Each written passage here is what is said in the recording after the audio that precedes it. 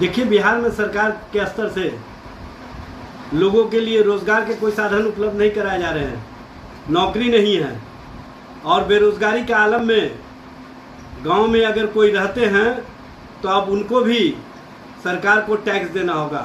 नमस्कार, एक न्यूज़ 24 देख रहे हैं आप और मैं हूं आपके साथ ब्यूटी।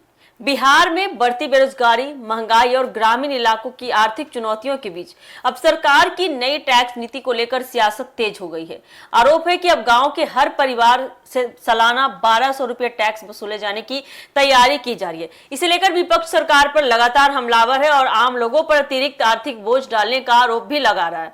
इसी को बता दें कि राष्ट्रीय जनता दल यानी कि आरजेडी के प्रवक्ता एजाज अहमद ने सरकार को घेरते हुए कहा कि जब राज्य में युवाओं को पर्याप्त रोजगार नहीं मिल रहा है, गांव में बुनियादी सुविधाओं की कमी है और आम परिवार पहले से आर्थिक दबाव झेल रहे हैं, तब इस तरह का टैक्स लगाना जनता के साथ अन्याय है। उनका आरोप है कि सरकार विकास और रोजगार के वादों को पूरा करने में विफल रही है, लेकिन जनता पर नए नए आर्थिक बोझ लगातार डालते जा रहे हैं। हालांकि सरकार की ओर से इस मुद्दे को लेकर अलग पक्ष रखा जा रहा है, लेकिन विपक्ष से बड़ा जनहित का सवाल बनाकर लगातार आवाज उठा रहा है। अब इस पूरे विवाद पर आरजेडी प्रवक्ता एजाज अहमद ने क्या कहा, सरकार पर किस तरह से निशाना साधा और इस फैसले को लेकर कौन कौन से सवाल उठाए हैं, आइए सुनते हैं उनकी। देखिए, बिहार में सरकार के स्तर से लोगों के लिए रोजगार के कोई साधन उपलब्ध नहीं कराए जा रहे हैं, नौकरी नहीं है और बेरोजगारी के आलम में गांव में अगर कोई रहते हैं तो अब उनको भी सरकार को टैक्स देना होगा, वो भी प्रत्येक घर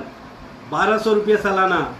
सरकार की किस तरह की नीति है कि पंचायती राज व्यवस्था में गांव को मजबूत करने का महात्मा गांधी जी ने सपना देखा था कि ग्राम स्वराज के सपने को तभी मजबूत किया जा सकता है जब ग्रामीण क्षेत्रों में रहने वाले लोगों को बुनियादी सुविधाएं मिले और उनके लिए सरकार के स्तर से हर तरह की सुविधाएं उपलब्ध कराई जाए। सरकार के स्तर से सुविधाएं नदारत, लेकिन पंचायती राज व्यवस्था में पंचायत को और ग्राम को कहीं ना कहीं ग्रामीण क्षेत्रों में रहने वाले लोगों के लिए टैक्स लाने का प्रावधान किया जा रहा है। ये किस तरह से भारतीय जनता पार्टी के नेतृत्व वाली सरकार चल रही है? शायद महात्मा गांधी के सपने को कमज़ोर करने के दृष्टिगत ही नाथूराम गौडसे की नीतियों को लागू करने वाली सरकार कहीं ना कहीं ग्रामीण क्षेत्रों में गांव में रहने वाले लोगों के लिए जो घर है, प्रत्येक घर पर 1200 रुपये सालाना टैक्स की बातें की जा रही है। इस तरह की राजनीति, इस तरह की सोच ये बताता है कि बिहार में सरकार के स्तर से लोगों को नौकरी और रोजगार नहीं दिए जा रहे हैं, लोगों के लिए रोजगार के संसाधन नहीं उपलब्ध कराए जा रहे हैं, ग्रामीण क्षेत्रों में सुविधा उपलब्ध नहीं हो रहे हैं, ग्रामीण क्षेत्रों को किस तरह से दुर्दशा के क्षेत्र में छोड़ दिया गया है यह स्पष्ट रूप से दिखता है। लेकिन सरकार के स्तर से राजस्व के लिए और राजस्व बढ़ाने के लिए ग्रामीणों पर टैक्स लादने का जो